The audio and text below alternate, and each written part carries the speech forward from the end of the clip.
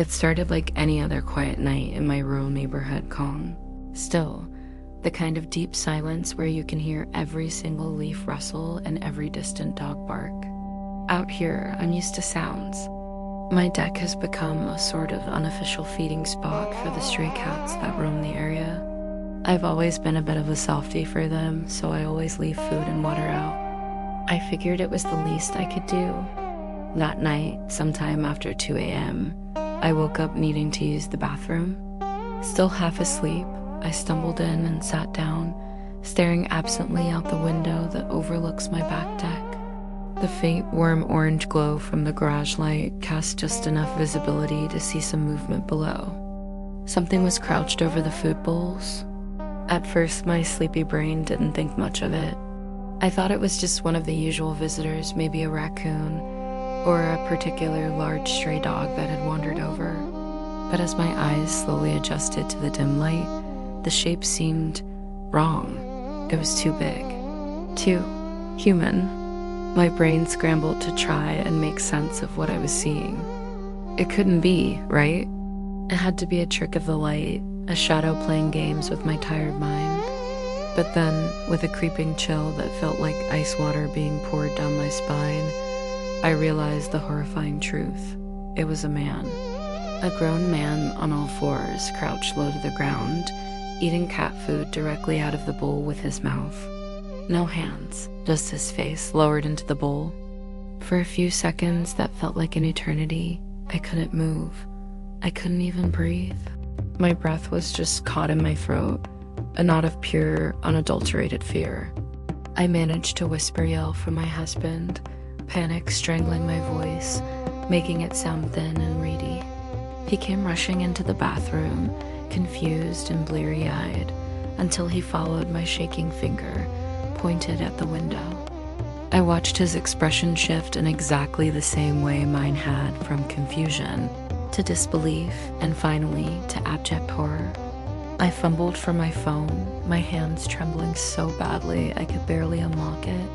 I dialed 911, trying to sound calm, trying not to let the terror in my voice give me away. I told the dispatcher that there was a man on our deck acting suspiciously. "Ma'am," the dispatcher said, his voice calm and professional.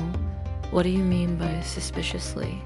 I took a shaky breath and whispered into the phone. He's eating the cat food with his mouth. No hands." There was a distinct pause on the other end of the line. Even the dispatcher didn't seem to know what to make of it. I could almost hear him trying to process the image. After a moment, he promised to send a patrol car right away. While I stayed glued to the window, my eyes locked on the figure below, my husband crept downstairs to grab a baseball bat from the hall closet. I just kept my eyes locked on the man on the deck. He didn't move. He was still hunched over the bowl, his hood pulled so low his face was completely hidden in shadow. It was as if he had frozen mid-act, waiting, listening, almost as if he knew he was being watched, as if he was daring me to make a sound. The minutes passed, each one stretching into an eternity. My heart was hammering against my ribs so hard I thought it might break through. All I could think about was him turning his head toward me, that slow, dreadful moment where our eyes might meet through the glass. What would I see? What would his face look like?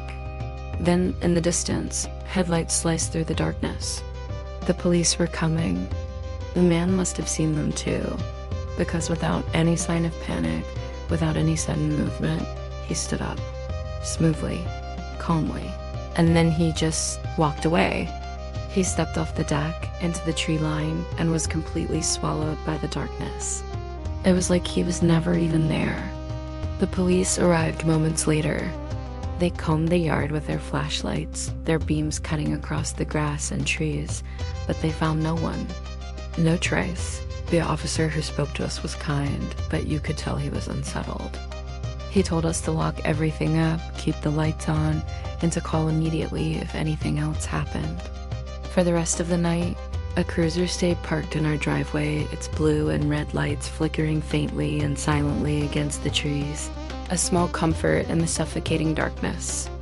The very next morning, we installed motion-activated floodlights and a security camera. And we started bringing the cat food in every single night without fail. Nothing like that has happened again. But the fear, that specific fear, has never really left. It's a permanent guest in our home now. Because sometimes when I wake up late at night and glance out that same bathroom window, my heart still skips a beat. I find myself holding my breath, half expecting, half dreading to see a hooded figure, crouched low to the ground, eating beside the cats. Thanks for listening to my story. It's a strange world out there, so please be safe. If you enjoyed this, don't forget to like this video and subscribe for more content. I'll see you in the next one.